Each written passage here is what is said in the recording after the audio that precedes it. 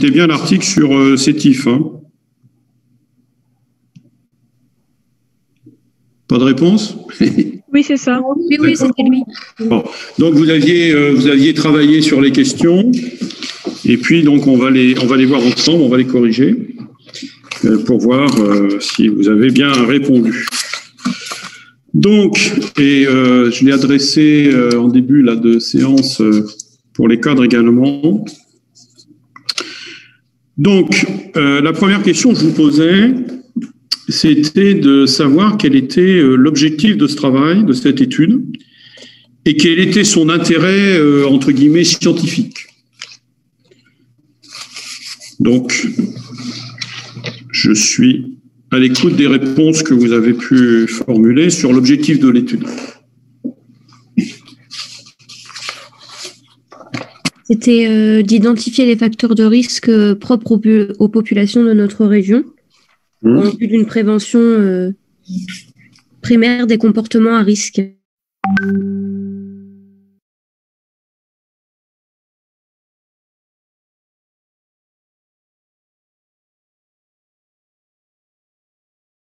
Formulation correspond réellement à l'objectif de l'étude.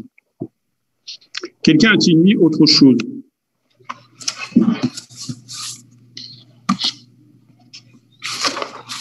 Quand vous relisez bien ce paragraphe, hein, je vous rappelle, hein, les objectifs des études, c'est mis normalement dans un article scientifique, en tout cas, c'est mis à la fin de l'introduction. C'est le dernier paragraphe de l'introduction où les auteurs positionnent, donc, expliquent quel est l'objectif de l'étude.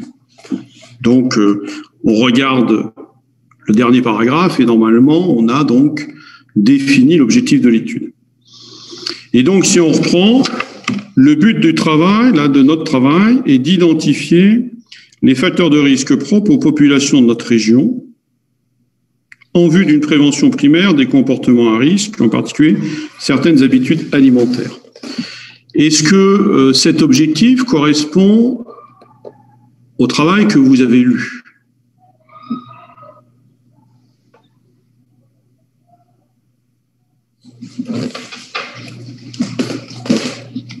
Non?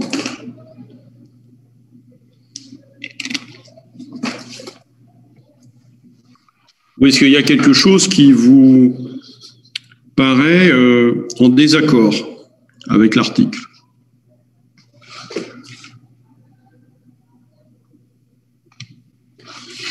Non? On parle des habitudes alimentaires, des cancers. Mais dans le libellé, le but de notre travail est d'identifier les facteurs de risque propres aux populations de notre région. Est-ce que ce travail porte sur les facteurs de risque? Non. Les facteurs de risque dans sa région précisément. Oui, mais les facteurs de risque, quand ils disent facteurs de risque, vous ne trouvez pas que c'est un terme un peu vague? Sur les habitudes alimentaires, non? Oui, mais ils disent pas. Ils n'ont pas précisé quel facteur. Voilà.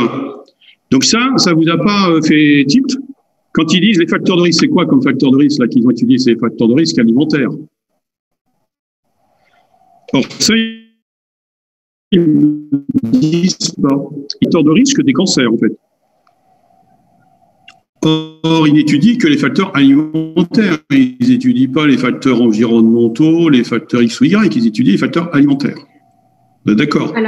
Donc, dans la définition de l'objectif, ils sont très vagues. Ils ne précisent pas les types de facteurs de risque qu'ils ont étudiés, à savoir des facteurs de risque alimentaires. Parce que dans ce travail, ils ont étudié que les facteurs de risque alimentaires.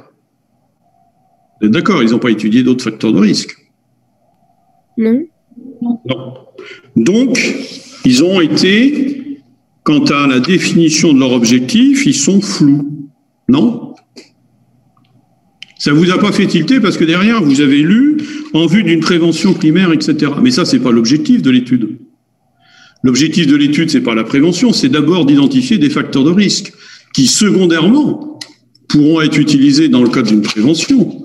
Mais le travail, il n'est pas fait pour faire de la prévention, il est fait pour isoler déjà des facteurs de risque alimentaires de ce cancer. Donc, en fin de compte, l'objectif de l'étude, c'est d'étudier, d'identifier des facteurs de risque alimentaires propres aux populations de la région par rapport au cancer du CAFOM. OK? Je vous entends pas, là. J'ai l'impression. Non? Personne avait fait la remarque en se disant c'est bizarre, non? Ça rejoignait ce qu'on avait dit au tout début, c'était l'étude des habitudes alimentaires.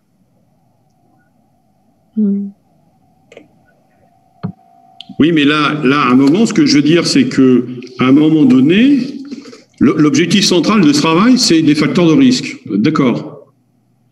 Et donc là, dans l'objectif, ils n'écrivent pas que c'est un facteur de risque alimentaire. Vous voyez, c'est ce que je veux dire, c'est-à-dire ils vous définissent après qu'ils vont s'en servir en prévention, mais ça, je répète, c'est pas l'objectif de l'étude.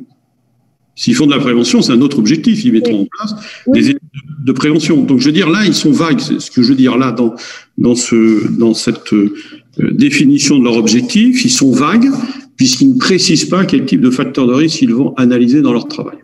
En fait, ils mettent le but de notre travail est d'identifier les facteurs de risque et après, ils mettent en particulier certaines habitudes alimentaires. Donc, si les facteurs de risque qui sont désignés, puisqu'ils disent en particulier certaines habitudes alimentaires, non?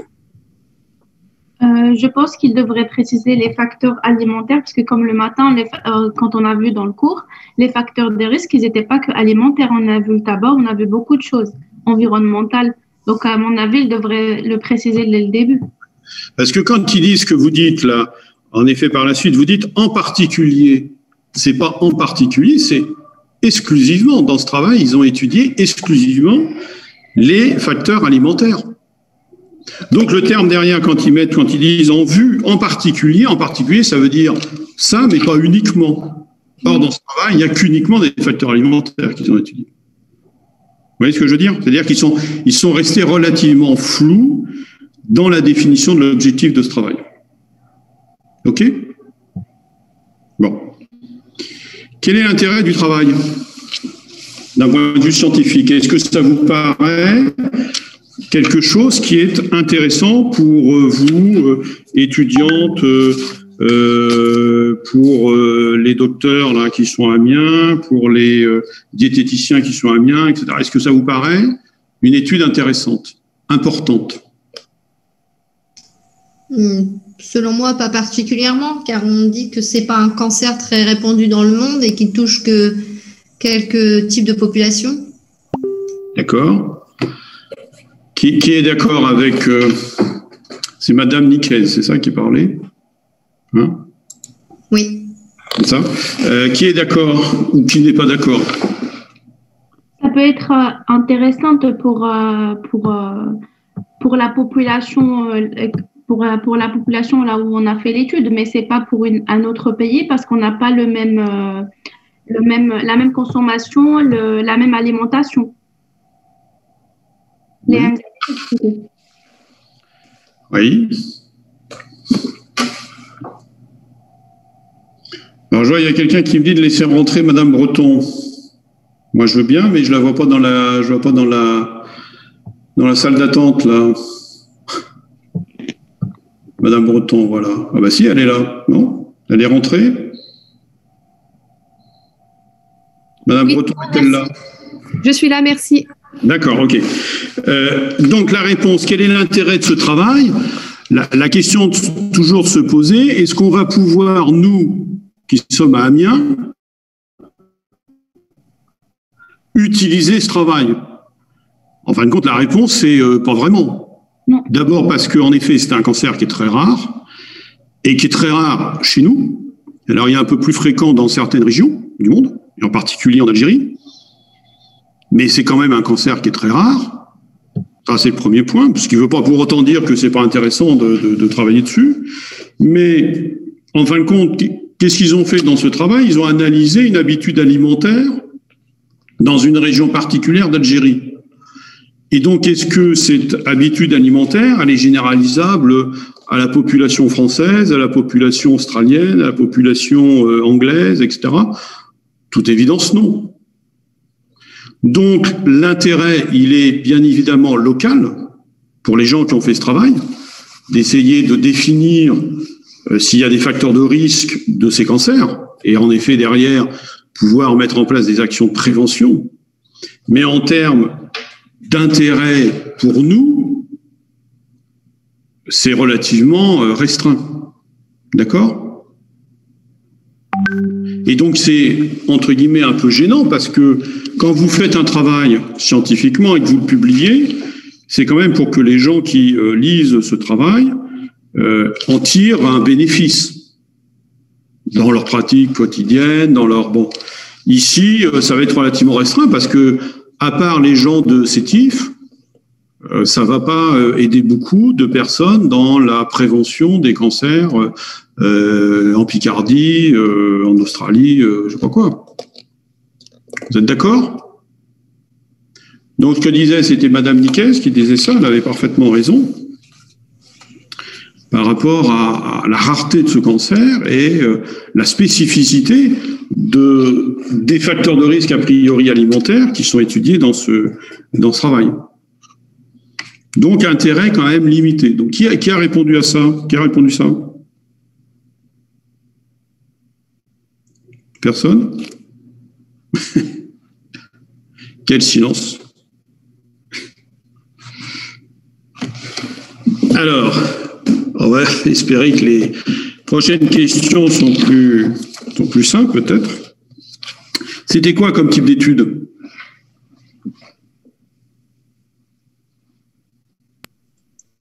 Une étude analytique cas témoin. Oui. Tout le monde est d'accord ? Oui. Oui. Il n'y a pas de doute. C'est même dit, je crois, dans le titre, non ? Oui, c'est écrit. Ou dans les sous-titres. Voilà. Donc, c'était en effet une étude analytique, cas témoin, observationnelle, etc. Bon, ok. Donc, est-ce que ce type d'étude permet de répondre, a priori, à la question posée dans l'objectif ? Donc, en gros, est-ce que c'est le type d'étude qu'il faut faire pour répondre à l'objectif que les auteurs ont défini ? Oui. Oui. Les arguments, s'il vous plaît. On compare des gens qui ne sont pas exposés à un facteur de risque particulier à d'autres. J'en ai répété, j'ai pas bien entendu. On compare des gens qui sont exposés à des gens qui ne le font pas. Enfin, oui. Avec le cancer, bien sûr. Oui. Les autres, vous avez répondu quoi ?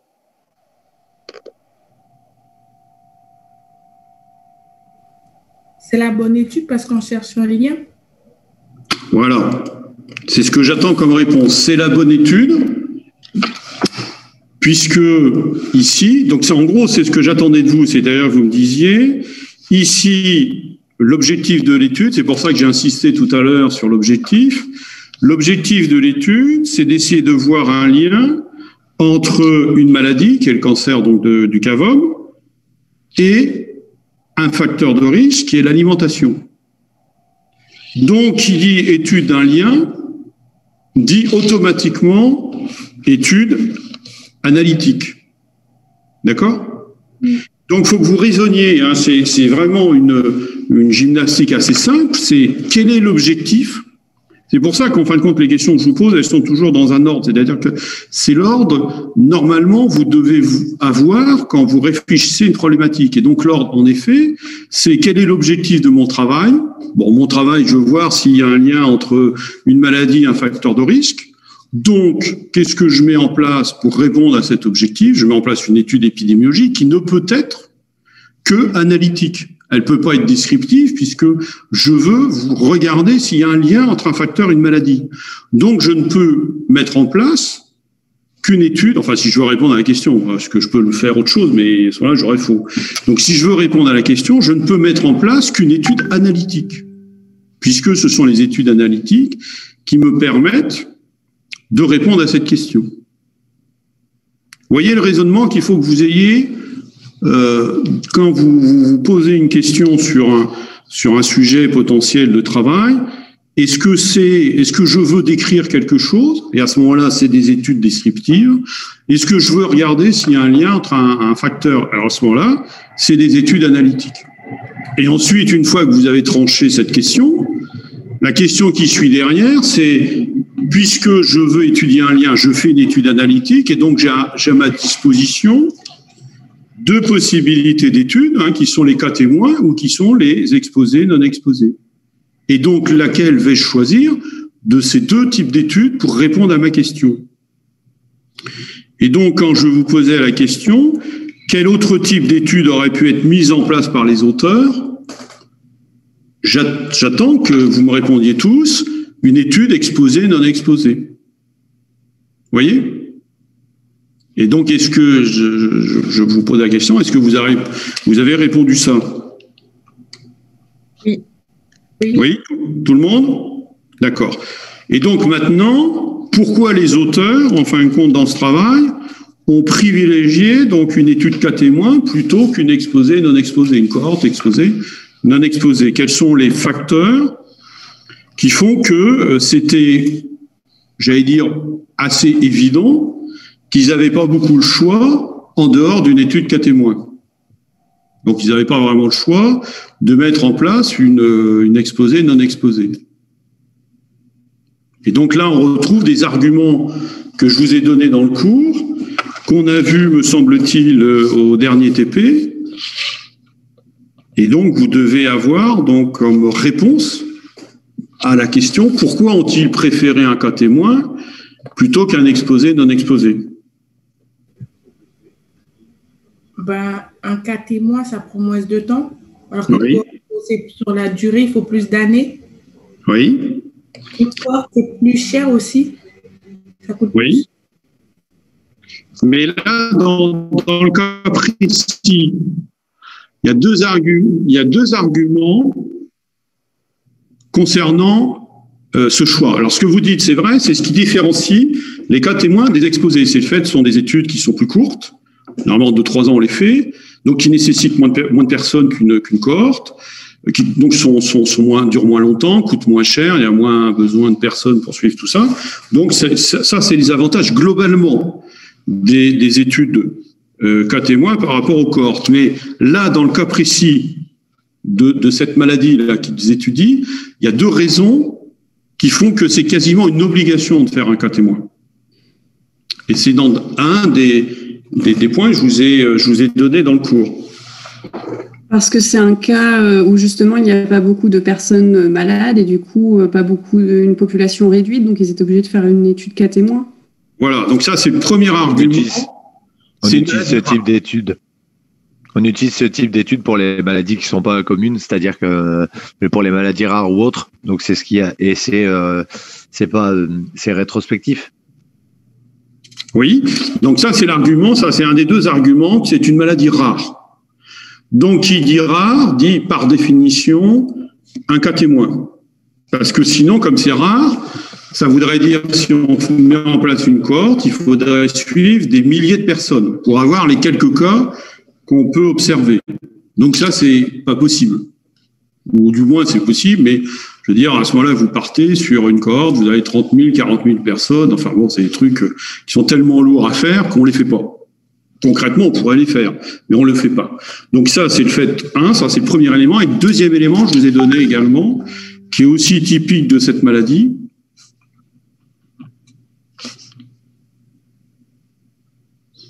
c'est le fait que le délai, c'est la notion de délai entre l'exposition et l'apparition de la maladie.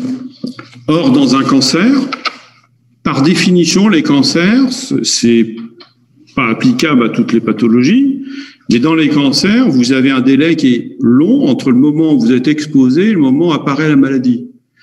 Donc ici, là, on est sur de l'alimentation dans l'enfance et des cancers qui vont apparaître à 40, 50 ans. Donc ça veut dire, vous imaginez, vous rentrez les personnes, là, ils ont 10, 15 ans, ils sont enfants, et puis vous allez suivre jusqu'à 60 ans. Là, c'est pas possible.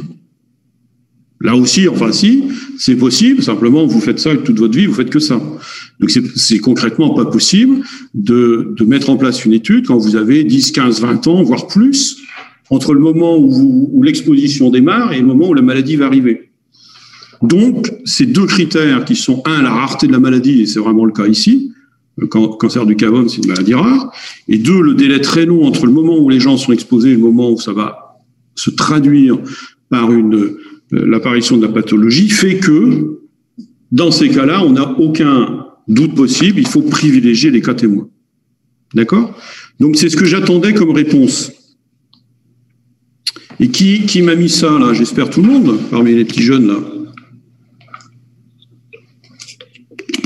Non? Entre autres, il y a des choses qui nous manquaient. Il y a des choses qui manquaient. Bon. Vous comprenez le raisonnement, c'est la même chose qu'on avait vu le cas dernier sur le cancer, là, qui était du nasopharynx, là, c'est un peu la même région anatomique, et puis l'exposition professionnelle, là, qu'on a vu ensemble, je vous ai expliqué pareil, que dans ce cas-là, comme c'est quand même toujours un cancer rare, et pareil avec le délai d'exposition, en gros, il faut faire du cas témoin. Donc, il faut vraiment que vous ayez le réflexe.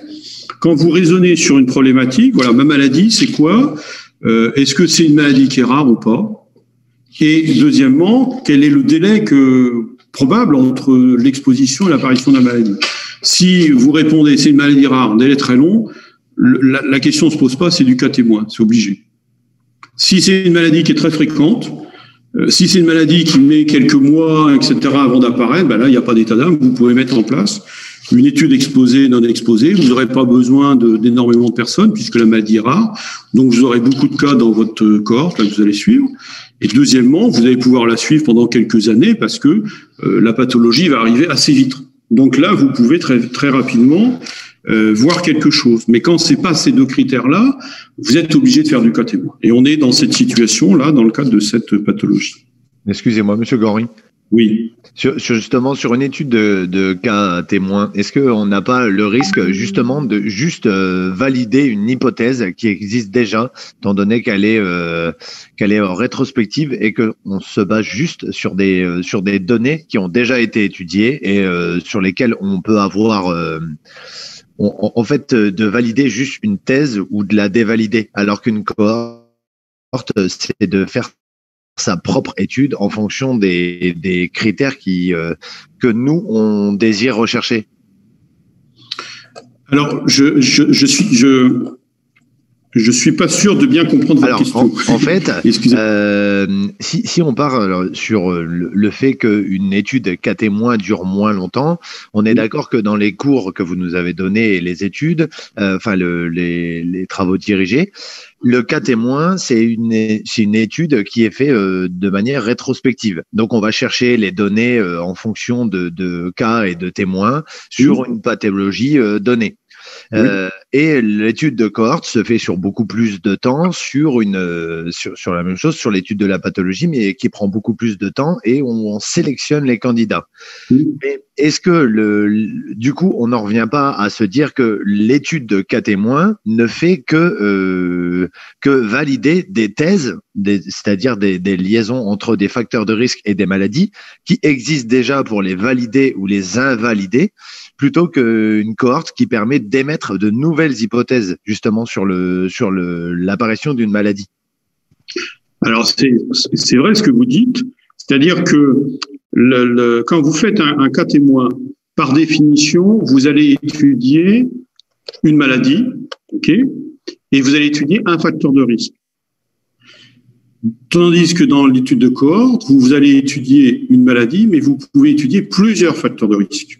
C'est-à-dire que vous pouvez partir, par exemple, c'est ce qui s'est passé quand il y a eu la cohorte Framingham. Je ne sais pas, vous avez peut-être entendu parler de cette cohorte, qui est probablement la première cohorte qui a été mise en place dans le monde. Ça a été mis en place après la Deuxième Guerre mondiale. Elle s'appelait Framingham, pourquoi? Parce que c'était la population d'une petite ville près de Boston aux États-Unis qui s'appelle Framingham. Et donc, il y a à peu près, ça fait 60 000 habitants, et donc il y a eu 5-6 000 personnes dans cette commune qui ont participé à ce travail. Et aujourd'hui, ce qu'on connaît quasiment sur les facteurs de risque cardiovasculaires viennent de cette étude. Il y a eu plusieurs milliers de papiers sur le sujet. Les sujets ont été suivis 20 ans. Et donc, au départ, ils ont pu justement poser des questions qui étaient sur une pathologie, mais avec éventuellement plusieurs facteurs de risque suspectés. Et donc, en effet, quand vous faites une cohorte, vous pouvez analyser, par exemple, dans cette étude Framingham, il regardait les infarctus. Et il regardait, est-ce que c'était dû au diabète, à l'hypertension, au cholestérol, etc. Tandis que quand vous faites en effet une étude cas témoin, par définition, puisque vous allez retourner au dossier, et généralement, vous êtes centré sur une maladie, bien entendu, et un facteur de risque. Donc, c'est beaucoup plus restreint. Et c'est pour ça qu'il faut mieux toujours faire une étude exposée, non exposée, une cohorte comme ça, si vous avez la possibilité, parce que vous avez la possibilité d'étudier plusieurs facteurs d'exposition. Je ne sais pas si j'ai répondu à votre question. Non? Oui, tout à fait. Merci. D'accord, ok. Alors, je vous demandais ce que vous pensiez de la taille de l'échantillon, entre guillemets, c'est-à-dire la taille des cas et des témoins. Ce que vous en pensiez, est-ce que c'est en gros suffisant et comment les auteurs auraient pu éventuellement remédier à cette situation?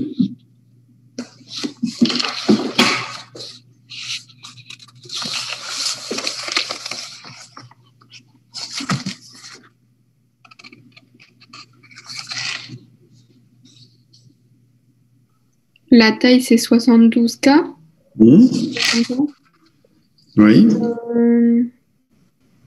C'est pas énorme, mais en même temps, il n'y a pas beaucoup non plus de malades. Donc, est-ce qu'il y a besoin d'en prendre beaucoup plus?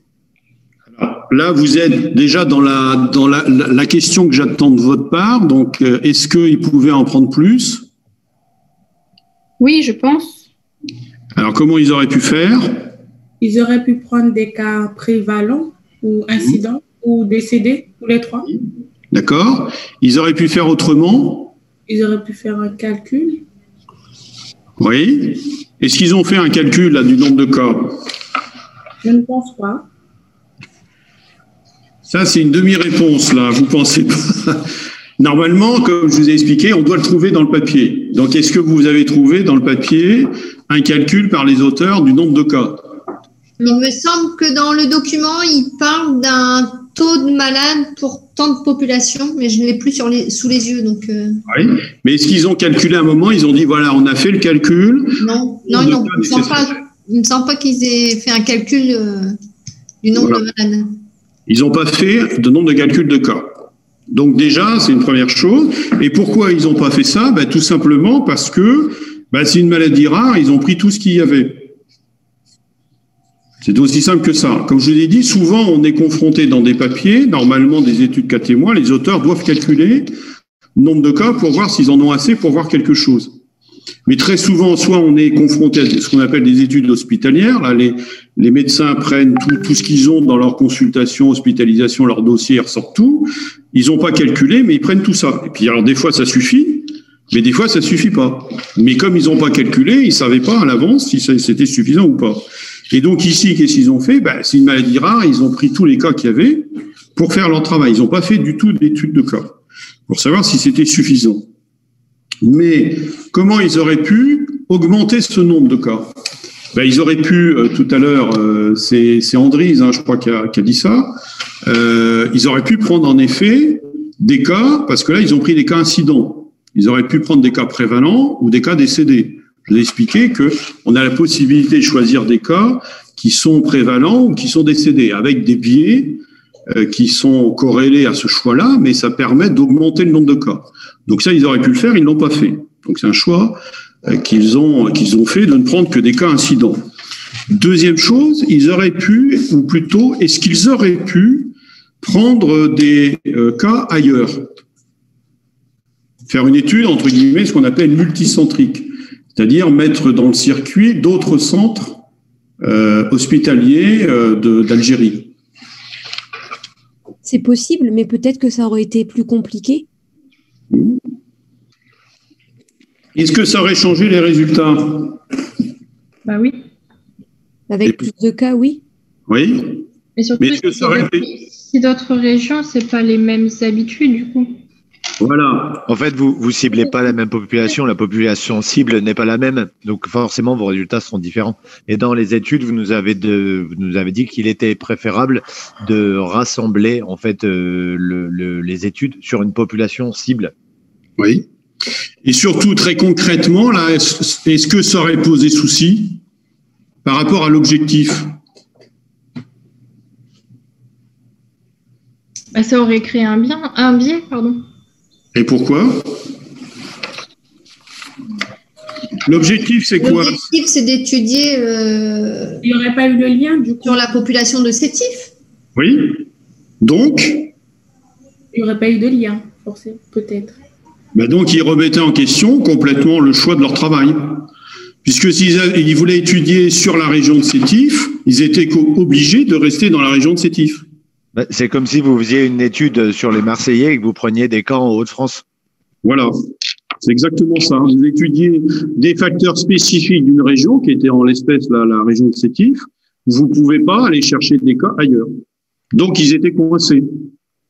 Ils ne pouvaient pas augmenter le nombre de cas. Ils étaient obligés de prendre tous les cas qu'il y avait dans la région de Sétif. Alors, ils auraient pu prendre les décédés et les prévalents, ils ne l'ont pas fait, mais ils ne pouvaient pas de toute façon aller chercher dans d'autres régions d'Algérie, parce que sinon, c'était plus une étude portant sur les facteurs de risque spécifiques de la région de Sétif. Vous comprenez?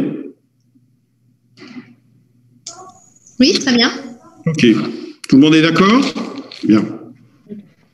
Alors, comment ils ont mesuré le facteur d'exposition et quel peut être le biais de cette mesure? Il y a le biais de mémorisation. Oui. Et le biais de prévarication aussi. Alors, comment il est mesuré, le facteur d'exposition? Par un questionnaire. Oui. Qu'est-ce que vous en pensez du questionnaire? Vous avez regardé un peu le détail qu'il nous donne? Qu'est-ce que vous en pensez? Parce que ça, c'est une question que vous aurez tout le temps, dans votre vie professionnelle, entre guillemets. C'est-à-dire, vous construisez une étude, vous allez probablement baser le recueil de l'information sur des questionnaires, parce que comme je vous ai dit, c'est quasiment tout le temps ce qui se passe en épidémiologie, on utilise des questionnaires. Et donc, la question qu'on doit se poser, est-ce que ce questionnaire, entre guillemets, il est validé? S'il est validé, OK, c'est bon. S'il n'est pas validé, ça pose question. Ça veut dire qu'il est peut-être pas fiable pour mesurer ce qu'on veut mesurer. Donc, toujours se poser la question, voilà, je veux faire ce travail, j'ai besoin d'un questionnaire, je vais chercher un questionnaire qui existe, qui est validé par tout le monde, et donc très bien, j'utilise ce que tout le monde existe et utilise, et donc c'est très bien. C'est pas le cas, j'ai pas de questionnaire, comment je fais? Ben, je construis un questionnaire, mais pour construire un questionnaire, on le fait pas dans sa cuisine, sur le bord de table. Il faut quand même avoir une démarche scientifique, est en effet de construire des questions, ensuite de valider cette question sur une petite population pour voir si les gens comprennent bien, de corriger éventuellement, et puis ensuite de le tester sur une plus grande population. Et quand on a fait ça, qu'on s'aperçoit qu'il mesure bien ce qu'on veut, à ce moment-là, on peut dire qu'il est validé. Donc, vous voyez, il y a une démarche quand même, c'est-à-dire qu'on ne fait pas n'importe quoi. Et là aussi, vous pouvez être confronté, quand vous lirez des travaux, des enquêtes, des études comme ça qui peuvent être faites, vous aurez des gens qui vont vous expliquer qu'ils ont construit le questionnaire tout seuls, et puis ils l'ont utilisé sans état d'âme, sans savoir si ça mesurait bien les choses.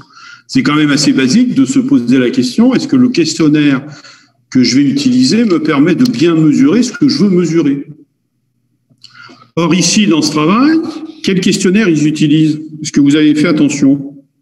C'est un questionnaire basé sur une autre étude, oui. Elle aussi basée sur une base de données d'une autre enquête. Voilà. Donc, c'est vraiment pas adapté précisément à ce qu'ils font. Enfin, ça n'a pas été créé par eux. Voilà. C'est-à-dire qu'ils ont utilisé un questionnaire qui était valide ailleurs, dans une autre situation, mais ils n'ont pas utilisé un questionnaire validé pour ce travail-là. Donc, ce qu'ils vont mesurer, alors si je ne me trompe pas, c'est en Tunisie. Donc, est-ce que les aliments de Tunisie là sont les mêmes que Sétif? C'est possible, mais c'est pas certain. Et donc peut-être que certaines spécificités de ces titres ne sera pas mesurées parce qu'ils ont utilisé un questionnaire qui mesure l'alimentation en Tunisie. Donc vous voyez l'exemple très concret, ils veulent mesurer ce qui se passe à Sétif, ils n'utilisent pas un questionnaire portant sur des aliments consommés à Sétif, mais consommés en Tunisie. Alors c'est peut-être la même chose, hein, j'en sais rien, mais si c'est pas le cas, ils perdent de l'information et donc leur questionnaire est pas bon. Donc qu'est-ce qui va se passer comme conséquence en termes de biais? Un biais qui s'appelle comment?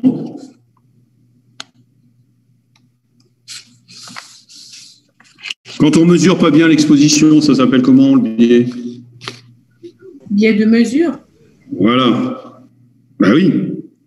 On est d'accord? Ici, il y a peut-être, je vais dire plus que peut-être, probablement un biais de mesure. C'est-à-dire qu'on utilise un outil qui n'est pas validé, donc on ne sait pas s'il mesure bien les choses, et donc il est possible qu'on ait une mauvaise évaluation de ce facteur d'exposition, parce qu'on utilise un mauvais outil. Donc, gardez toujours le réflexe, là je répète à nouveau, hein, vous voyez, des choses qu'on voit.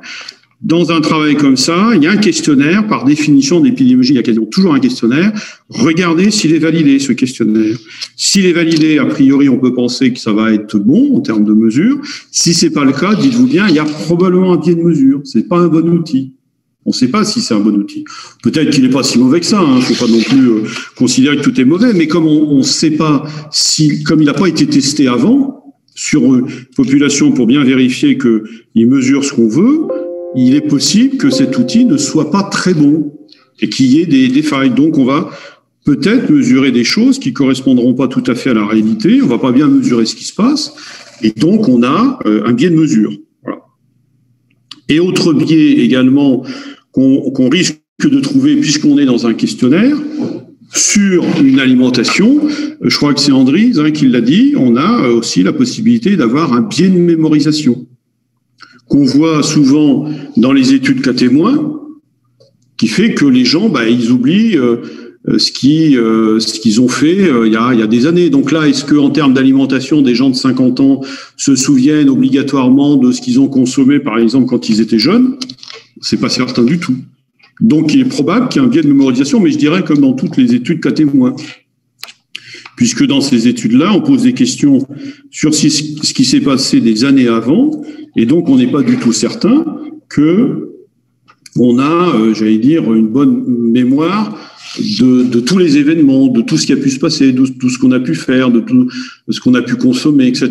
Donc il y a probablement aussi un biais de mémorisation. Mais là, de toute façon, c'est compliqué d'y remédier, puisque là, le questionnaire, c'est sur l'alimentation, ça va porter sur l'alimentation actuelle, l'alimentation ancienne. Bon, donc par définition, ça va faire appel à la mémoire, et donc par définition, il risque d'y avoir des personnes qui se souviennent pas bien de ce qui a pu se passer. Ok. Donc, est-ce que vous avez il peut aussi y avoir un biais de prévarication, vu que c'est devant la famille. Enfin, c'est précisé en présence de la famille. Oui, mais est-ce que là, ça vous paraît une enquête sur un sujet tabou? On ne sait jamais en soi. Ce qu'on a mangé quand on était jeune, moi je pense que, personnellement, si je vous dis le Nutella, ça choquera personne. Sauf si vos parents n'étaient pas d'accord. Non, mais sérieusement, je pense qu'en effet, une enquête sur l'alimentation, c'est pas un problème tabou. Quelqu'un qui aurait mangé, qui aurait été hors religion avant, donc qui aurait mangé des aliments qui étaient maintenant interdits pour sa religion et sa famille, il aurait peut-être menti. Oui. Non, c'est pas faux ce que vous dites, mais c'est probablement à la marge. Tandis qu'on sait, quand on pose des questions sur consommation d'alcool, de drogue, de choses comme ça, on sait que beaucoup vont raconter des histoires. Là, c'est possible, en effet, ce que vous dites n'est pas faux. Il y a toujours des possibilités de gens qui vont considérer qu'il y a des choses, ils n'ont pas envie de dire telle chose ou telle chose.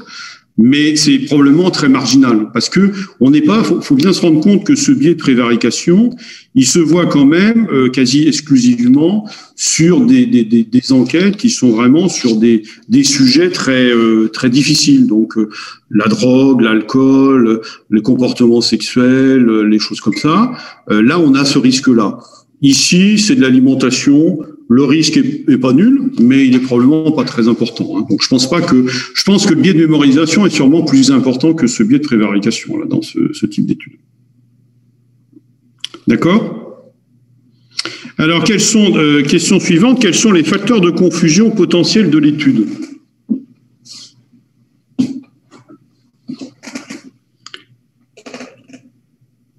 Le paramètre socio-économique, apparemment, n'est pas significatif d'après eux. Oui. Est-ce qu'il y a d'autres facteurs de confusion? Ils sont donnés dans le travail, hein, très clairement. L'approvisionnement en eau, plusieurs aliments. Non. Ils enlèvent. Dans l'introduction, il n'y a rien qui vous a fait tilt?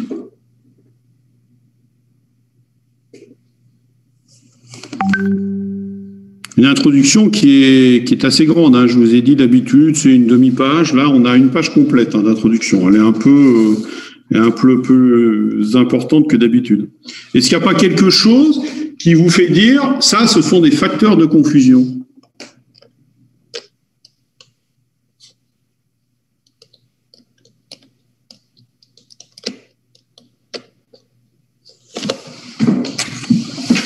Non? Quand ils vous disent c'est en lien avec le style de vie traditionnel ou pas? Non. Enfin, il y a un facteur, là, ça a été dit, qui sont les facteurs environnementaux, ça a été dit, ça, ok.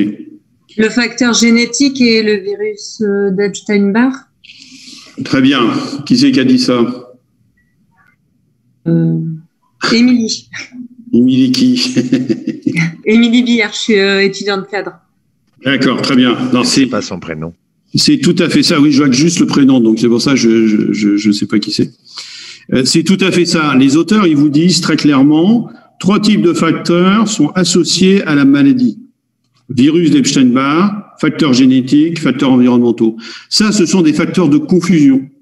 C'est-à-dire, ce sont des facteurs qui sont liés à cette maladie. Et donc, au cours de l'étude, il faudra, entre guillemets, les neutraliser pour qu'on soit sûr que si on voit une différence entre nos cas et nos témoins, c'est pas parce que il y a plus d'Epstein-Barr chez eux dans les cas, il y a plus de système HLA chez les cas, il y a plus de problèmes sociaux, etc. chez les cas, mais simplement, donc, il y a une répartition qui soit équivalente dans les deux groupes pour que si différence il y a, c'est pas sur ces facteurs-là, parce qu'on les aura neutralisés. D'accord? Donc, faut bien comprendre cette notion-là. Et donc, ici, les auteurs, ils vous disent, voilà, ces facteurs, on les a démontrés, ils sont liés à la maladie, donc ce sont des facteurs de confusion. Et donc, la question, est-ce que les auteurs, là, puisqu'ils disent clairement, ils disent pas ce sont des facteurs de confusion, mais ils vous le montrent par ce biais-là, hein, puisqu'ils vous disent ce sont des facteurs qui sont liés à la maladie. Et donc, est-ce qu'ils en ont tenu compte?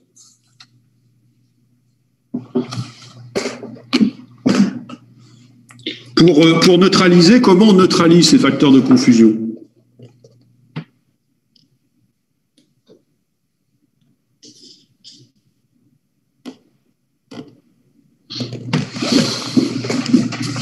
On les neutralise au moment de l'appariement. Je vous ai expliqué que quand on fait l'appariement, on a une possibilité d'apparier sur ces facteurs de confusion, c'est-à-dire de faire en sorte qu'il y ait autant de personnes ayant le virus d'Epstein-Barr chez les cas que chez les témoins, autant de personnes du système HLA chez les cas que chez les témoins.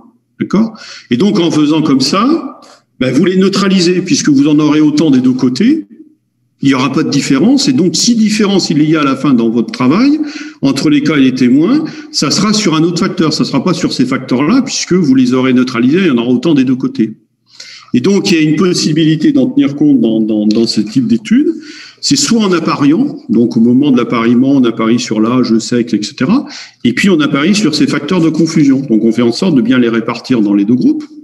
Soit on ne le fait pas pour X ou Y raison, parce que c'est parfois un peu compliqué, et donc à ce moment-là, il y a une technique qui est une technique statistique, qui au moment de l'analyse des résultats fait qu'on va ajuster, ce qu'on appelle un ajustement, c'est-à-dire qu'on va tenir compte, le logiciel statistique, qui va vous analyser vos odds ratios ou vos risques relatifs, là, va tenir compte de ça, et va faire en sorte d'ajuster le calcul de l'odd ratio, le calcul du risque relatif, en fonction du type d'étude, en tenant compte de ces facteurs de confusion et de leur répartition qui n'a pas été faite en termes d'appariement pour entre guillemets, le neutraliser dans un deuxième temps. C'est-à-dire, au lieu de le neutraliser au moment de l'appariement, qui est la façon peut-être la plus simple, mais entre guillemets parfois compliquée quand il y en a beaucoup, surtout quand il y a beaucoup de facteurs de confusion. Vous ne pouvez pas apparier sur tous les facteurs de confusion, c'est pas possible. À ce moment-là, vous le faites secondairement lors de l'analyse par des techniques qui sont très très simples. C'est-à-dire, vous précisez, quand vous faites votre calcul à votre logiciel, vous lui demandez de calculer votre taux de ratio risque relatif. Il va vous demander est-ce que je l'ajuste ou pas, et vous dites oui, j'ajuste sur tel ou tel facteur. Et donc le logiciel va vous calculer ces odds ratios en tenant compte justement du nombre d'HLA chez les cas et chez les témoins, etc. Donc, il fait un calcul un peu mathématique, un petit peu, non pas compliqué, mais enfin un petit peu particulier, qui fait qu'il va ressortir des odds ratios qui auront été ajustés sur ces facteurs de confusion. Donc, il les aura neutralisés. Et donc, les odds ratios que vous lirez à ce moment-là, ben, ce sont les odds ratios qui correspondent à la réalité. Ils sont pas, entre guillemets, gênés par ces facteurs de confusion. Par contre, si on regarde uniquement des odds ratios qu'on appelle les odds ratios bruts ou des risques relatifs bruts, ça veut dire qu'on n'en a pas tenu compte et à ce moment-là, ces valeurs ne sont pas bonnes, entre guillemets, puisqu'elles auront été parasitées, entre guillemets, par ces facteurs de confusion qui gêneront les résultats. Donc, il faut toujours avoir cette démarche par rapport aux facteurs de confusion. Quand on les connaît, on apparie dessus si c'est possible. Si on peut pas, on en tient compte au moment de l'analyse et du calcul des odds ratios des risques relatifs. Et là, est-ce qu'ils l'ont fait? Parce qu'en fin de compte, ils vous disent, voilà, ces facteurs-là sont des facteurs de confusion. Donc, normalement, quand on connaît donc un peu les études cas témoins, on se dit, bah, les auteurs, ils ont soit apparié dessus, soit ils en ont tenu compte dans l'analyse. Et donc, on vérifie, parce que sinon, ça fausse les résultats, bien sûr. Et donc, est-ce que les auteurs ont apparié nos cas et nos témoins dessus? Oui, apparemment, mais je crois parce que il me semble que dans le texte, ils les prennent dans la limite, je crois parfois dans la même commune, mais même sexe et même âge. Oui, mais ce qu'ils vous disent, à un moment donné, on a parié sur le système HLA, on a parié sur l'Epstein-Barr, on a parié sur l'environnement, etc. Non. Non, ils ont tenu un petit peu compte de l'environnement. Voilà, ils ont un peu tenu compte de l'environnement, mais ils n'ont pas du tout tenu compte donc des deux autres. Ouais. Donc, ils n'ont pas fait un appariement dessus. Donc, deuxième déduction, est-ce qu'ils en ont tenu compte ensuite quand ils ont calculé donc les odds ratios? Et donc, la réponse, est-ce qu'ils ont ajusté dessus? Et quand vous regardez bien, c'est des odds ratios qui sont bruts, ils ne sont pas du tout ajustés dessus, et donc, ils n'en ont pas tenu compte. Donc, ça veut dire d'emblée, on peut dire que leurs résultats posent problème, puisqu'ils n'ont pas tenu compte du tout de ces deux facteurs de confusion qui sont importants, et que les résultats qu'ils observent sont probablement en partie, entre guillemets, gênés par cette réalité. Donc c'est quand même assez étonnant, puisqu'en fin de compte, on pourrait se dire ils ont oublié de réfléchir aux facteurs de confusion, mais c'est même pas le cas, puisqu'ils nous expliquent qu'il y a des facteurs de confusion et puis ils n'en tiennent pas compte. Donc c'est une démarche qui n'est pas bonne. Hein. D'un point de vue méthodo, là, c'est pas terrible. Vous êtes d'accord? Oui. Alors, je vous posais la question, là, sur le tableau 4. Qu'est-ce qui ressort? Ce que je vois, c'est si vous avez bien, entre guillemets, intégré les notions d'odds ratio, comment vous lisez les tableaux.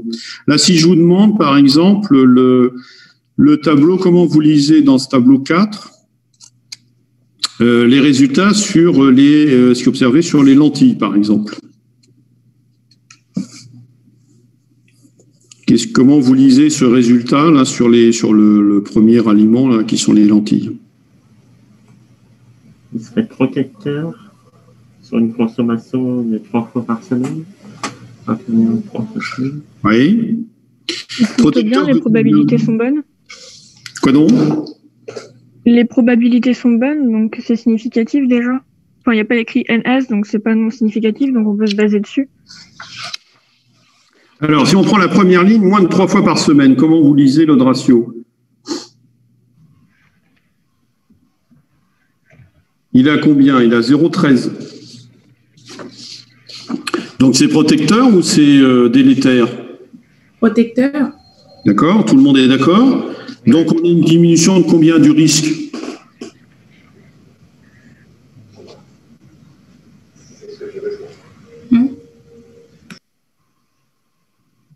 C'est la différence par rapport à 1. Donc, ça fait...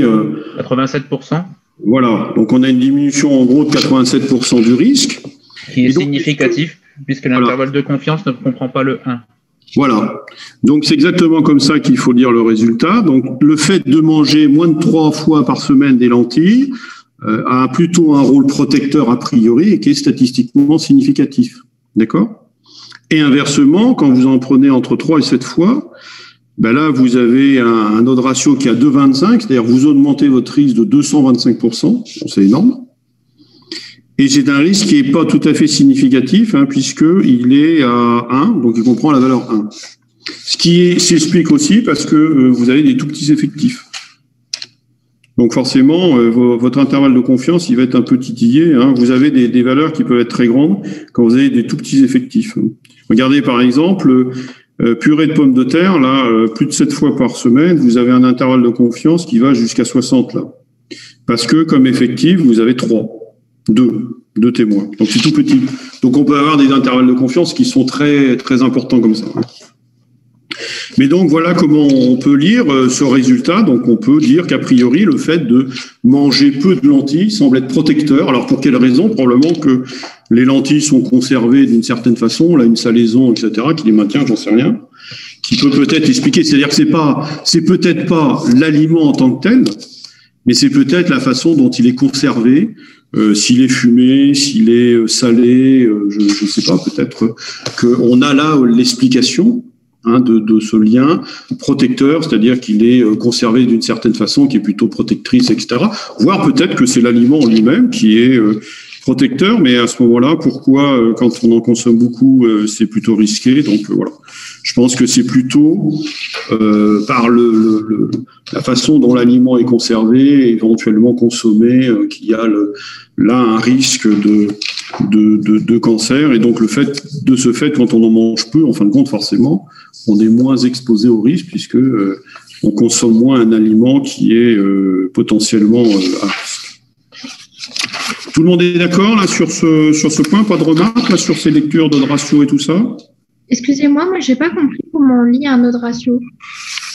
Comment on lit un odds ratio? Alors, il faut regarder la valeur de l'odds ratio dans un premier temps. Soit il est égal à 1 ou très proche de 1. Ça veut dire qu'il n'y a pas de différence entre les cas et les témoins. D'accord? Le fait d'être exposé ou de ne pas être exposé fait que vous avez autant de risques de développer la maladie. Quand on est en dessous de 1, alors on est toujours entre 0 et 1 parce que c'est jamais négatif. Quand on est en dessous de 1, ça veut dire que c'est protecteur. Le facteur est protecteur. Et il est protecteur de combien? Vous faites la soustraction entre 1 et la valeur de l'odds ratio. Donc ici, on est à 0,13, donc ça veut dire qu'on a une diminution de 87% du risque. D'accord? Quand il est au-dessus de 1, inversement, c'est un facteur qui est délétère. Et là, il peut être jusqu'à l'infini. Vous avez des odds ratios qui, là, il n'est pas bloqué comme négatif entre ces 0 et 1 uniquement. Ici, il peut être à 10, 15, 20, 50, 200. Ça dépend bien sûr de la valeur de cet odds ratio. Et donc ici, si par exemple vous avez un odds ratio à 1,7, ça veut dire que vous avez une augmentation de 70% du risque. D'accord? Et donc ça, c'est le premier point, c'est-à-dire que vous pouvez dire dans un premier temps ça diminue ou ça augmente le risque, et ensuite d'un point de vue statistique, vous devez dire est-ce que c'est statistiquement significatif, cette augmentation ou cette diminution, et donc ça vous le dites en regardant l'intervalle de confiance de l'odds ratio. Et l'intervalle de confiance, vous regardez s'il contient la valeur 1. S'il contient la valeur 1, à ce moment-là, l'éventuelle augmentation ou diminution, elle est statistiquement non significative. S'il ne comprend pas la valeur 1, ça veut dire qu'elle est statistiquement significative. Donc, de toute façon très concrète, plus votre odds ratio augmente, moins il y aura le 1 dedans. Quand vous avez un odds ratio qui est à 5 ou 6, vous n'aurez jamais un intervalle de confiance qui comporte la valeur 1. C'est très très rare. L'intervalle de confiance, il sera de l'ordre de 4 à 7, par exemple. Donc, vous êtes sûr que plus votre odds ratio va augmenter, moins le risque d'avoir le 1 compris dans l'intervalle de confiance. D'accord, c'est clair? Oui. Ok. Et la dernière question, est-ce que vous tireriez de ce travail, vous pourriez dire que tels aliments, l'alimentation, et en particulier certains aliments là qui sont éventuellement augmentés, sont la cause de ce cancer du cavum dans la région de Sétif.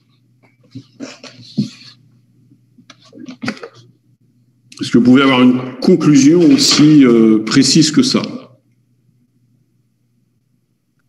Non. Non. D'accord. Et pourquoi? Déjà, dire non, c'est une bonne chose. Vous avez bon. Et après, faut dire pourquoi, en effet, c'est non.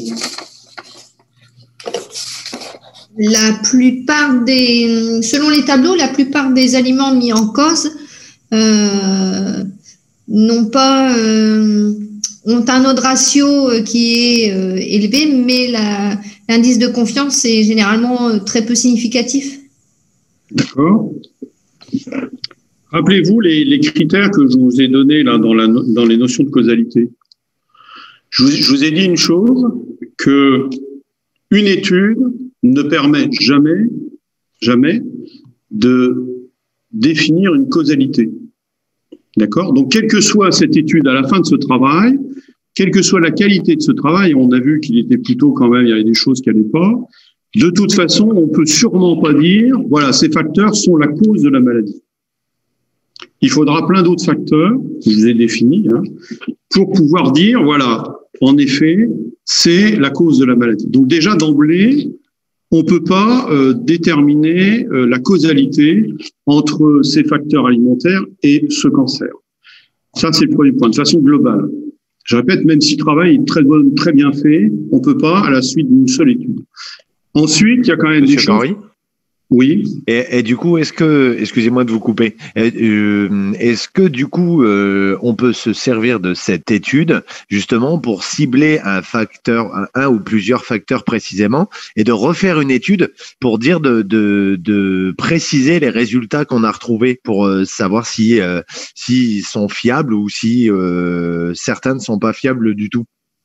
Alors oui, idéalement, oui, c'est comme ça qu'on fait normalement, c'est-à-dire qu'en effet, ce travail en lui seul ne permet sûrement pas de conclure à la causalité, donc il faut aller plus loin. Et donc aller plus loin, c'est en particulier faire d'autres études qui pourraient en effet reprendre en compte certains des aliments qui ont pu être isolés là, avec les notions de significativité, et à ce moment-là analyser peut-être plus finement, éventuellement en changeant d'ailleurs le questionnaire, puisqu'on a vu qu'il était probablement pas valide. Donc oui, bien sûr, on peut se servir de cette étude pour en faire d'autres derrière qui iront plus loin, entre guillemets. Puisque là, la conclusion, c'est qu'on peut pas définir une causalité. Et en plus, il y a des facteurs qui vont pas, c'est-à-dire qu'on a vu qu'il y avait quand même ces facteurs de confusion qui n'ont pas été pris en compte et qui gênent probablement les résultats. Et puis, on a vu que le questionnaire était probablement pas bon pour mesurer ce qui se passait. Donc, on a probablement un biais de mesure, on a un biais de confusion. Par conséquent, ça fait quand même beaucoup, vous voyez, dans un travail. On est là en conclusion. Même un travail très bien fait, on peut pas dire qu'il y a une causalité, mais en plus, là, il y a des choses qui vont pas dans ce travail. Il y a des biais de mesure, probablement, et il y a un biais de confusion qui est pas pris en compte. Donc, probablement que le travail, là, il y a pas mal de choses qui font que de toute façon, on pourrait sûrement pas, même si on pouvait le faire à la suite d'un seul travail, dans ce cas-là, on ne pourrait pas le faire parce que il y a quand même des choses qui vont pas dans cette étude. D'accord? Oui, merci. Ok, tout le monde est d'accord? Est-ce qu'il y a des questions? Non? Bon.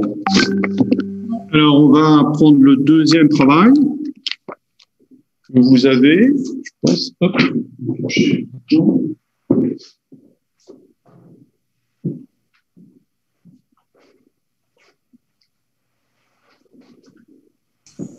Donner quelques questions qui vont permettre de réfléchir. Alors, première question. Donc, vous voyez, c'est un peu la même chose qu'on vient de voir, c'est-à-dire vraiment pour vous amener toujours dans une réflexion simple. Est-ce que ce travail est adapté? Bon, donc en gros, la première question que je vous pose, quel est le type de l'étude? Donc là, vous allez répondre facilement. Derrière la question que je vous posais précédemment, les auteurs auraient-ils pu choisir un autre type d'étude? Donc là, je pense que le réflexe va être facile. Par contre, ce que j'attends de vous, c'est là aussi de me dire pourquoi ils ne pouvaient pas, ou pourquoi ils auraient pu prendre une autre étude, ou pourquoi ils ne pouvaient pas prendre une autre étude et qui fait qu'ils ont pris cette étude de cohorte pour répondre à leurs questions. Et donc, quel était l'objectif de l'étude? Pourquoi on a fait ce travail? Est-ce que cette étude vous paraît justifiée? D'accord? Est-ce que l'échantillon de l'étude est représentatif? Et donc derrière, est-ce qu'il y a un biais ou pas au niveau de cette population? La question suivante, est-ce qu'il y a des facteurs potentiellement limitatifs de l'étude et qui ont été soulignés par les auteurs? C'est-à-dire, est-ce que les auteurs ont quand même mis en évidence quelques problèmes dans ce travail? Après, je vous demande de dire un mot sur le tableau 2, donc de commenter un peu les résultats du tableau 2. Et puis enfin, en conclusion, après la lecture de ce travail, est-ce que vous recommanderiez aux personnes de pratiquer une activité physique régulière pour éviter donc le risque de démence? Vous avez pu noter tous les questions? Je reprends rapidement. Quel type d'étude s'agit-il? Est-ce que les auteurs auraient pu choisir un autre type d'étude pour répondre à la question? Donc, quelle est la question? Quel est l'objectif de cette étude? Est-ce que cette étude vous paraît justifiée? Est-ce que l'échantillon est représentatif? Quels sont les facteurs potentiellement limitatifs de l'étude et qui sont soulignés par les auteurs dans la discussion? Commentez les résultats du tableau 2. Et en conclusion, à la lecture de cet article, est-ce que vous recommanderiez de pratiquer une activité physique régulière? Ok, je vais vous laisser travailler un petit peu sur cette étude de cohorte. Ok, à tout à l'heure.